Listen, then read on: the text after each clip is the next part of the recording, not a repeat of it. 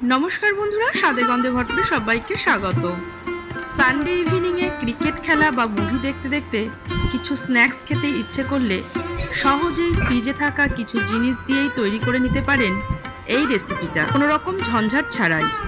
আজকের রেসিপিটি ভালো লেগে থাকলে শেয়ার করবেন আর আমার চ্যানেলে নতুন হয়ে থাকলে চ্যানেলটিকে সাবস্ক্রাইব করতে ভুলবেন না। চলুন রেসিপিটা শুরু করা যাক। প্রথমেই একটা পাত্রের মধ্যে নিয়ে নিয়েছি বেশ খানিকটা জল। জলের মধ্যে দিয়ে দিচ্ছি নরমাল টেম্পারেচারে রাখা 7টা ডিম।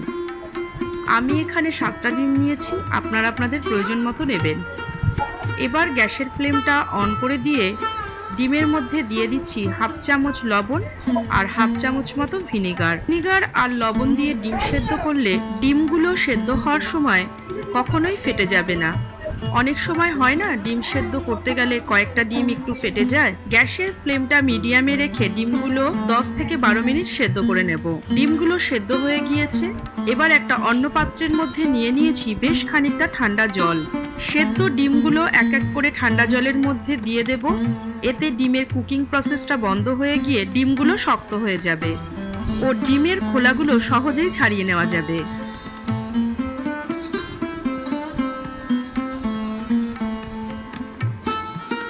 সব ডিমগুলো খোলা ছাড়ানো হয়ে গিয়েছে। এবার একটা ছুরির সাহায্যে ডিমের গাগুলো একটু চিড়ে দিচ্ছি যাতে মশলাগুলো ডিমের মধ্যে ভালোভাবে ঢুকে যায়। সামান্য পরিমাণে লবণ, হলুদ, কাশ্মীরি লঙ্কার গুঁড়ো আর কয়েক ফোঁটা সর্ষের তেল দিয়ে ডিমগুলোকে মাখিয়ে রেখে দেব।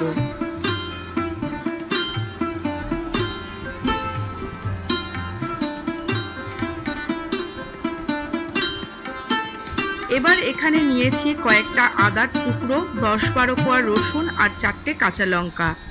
একটা মিক্সিং জারের মধ্যে এই সব কিছু নিয়ে অল্প পরিমাণে জল দিয়ে একটা মশলার পেস্ট তৈরি করে নেব। এবার আরেকটা বাটি নিয়েছি, তার মধ্যে দিয়ে দিচ্ছি 100 গ্রাম মতো টক দই, স্বাদ মতো লবণ, বড় চামচের 1 চামচ আদা রসুন কাঁচা লঙ্কার পেস্ট, ছোট চামচের হাফ চামচ লাল লঙ্কার গুঁড়ো, বড় চামচের 1 চামচ কাশ্মীরি লঙ্কার গুঁড়ো, ছোট চামচের হাফ চামচ ধনে গুঁড়ো, ছোট চামচের 1 চামচ তন্দুরি মশলা, ছোট চামচের 1 চামচ রোস্টেড বেসন। বেসনটাকে আমি আগে শুকনো খোলায় ভেজে রেখেছিলাম। বাড়িতে বেসন না থাকলে ছাতু, আর যদি ছাতুও না থাকে তাহলে কর্নফ্লাওয়ার দিতে পারেন, তবে কর্নফ্লাওয়ার দিলে পরিমাণটা একটু কম দেবেন। আর দিচ্ছি বড় চামচের 1 চামচ সর্ষের তেল। এবার সব মশলাগুলোকে একসঙ্গে ভালোভাবে মিশিয়ে নিচ্ছি। হলুদটা আমি দিতে ভুলে গিয়েছিলাম, দিয়ে দিচ্ছি ছোট চামচের হাফ চামচ হলুদ গুঁড়ো। বেসনটা আমি এখানে ব্যবহার করেছি বাইন্ডিং এর জন্য। মশলাটা ভালো করে মেশানো হয়ে গিয়েছে। এবার সবশেষে দিয়ে দিচ্ছি বড় চামচের 1 চামচ মতো ড্রাই রোস্ট করে রাখা কসুরি মেথি। কসুরি মেথিটাকে আমি একটু হাত দিয়ে গুঁড়ো করে দিলাম। মশলার বাটিটা আমার এখানে একটু ছোট হয়ে গিয়েছে, তাই সব ডিমগুলোকে একসঙ্গে মশলা মাখিয়ে নিতে পারছি না। আমি 4টে ডিম একসঙ্গে মশলা মাখিয়ে নিলাম। এবার গ্যাসের ওপর একটা রুটি সেকার জালি অল্প তেল ব্রাশ করে নিয়ে বসিয়ে দিয়েছি। গ্যাসের ফ্লেমটা মিডিয়ামে রেখে দুটো ডিম আমি জালির ওপর বসিয়ে দিচ্ছি।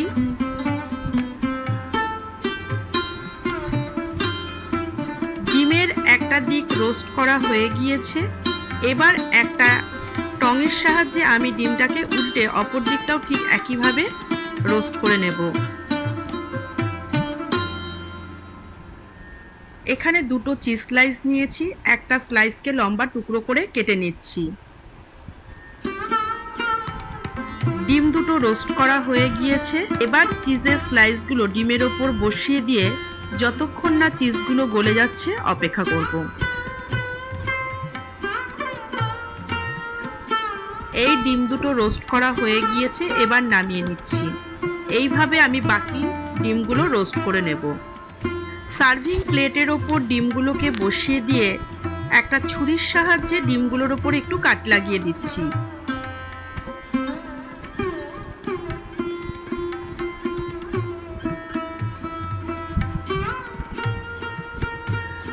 এবার একটা পাইপিং ব্যাগ দিয়ে দিচ্ছি অল্প পরিমাণে মেয়োনিজ। আপনারা এটা চামচের সাহায্যেও করে নিতে পারেন। একটা কথা খেয়াল রাখতে হবে, ডিমগুলো যাতে অতিরিক্ত রোস্ট না হয়ে যায়, তাহলে খেতে ভালো লাগবে না, শক্ত হয়ে যেতে পারে।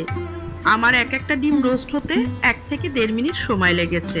আমার আজকের রেসিপি এগ চিজ রোস্ট আপনাদের কেমন লেগেছে অবশ্যই কমেন্ট করে জানাবেন। আবারও ফিরে আসবো এরকম অন্য কোনো রেসিপি নিয়ে।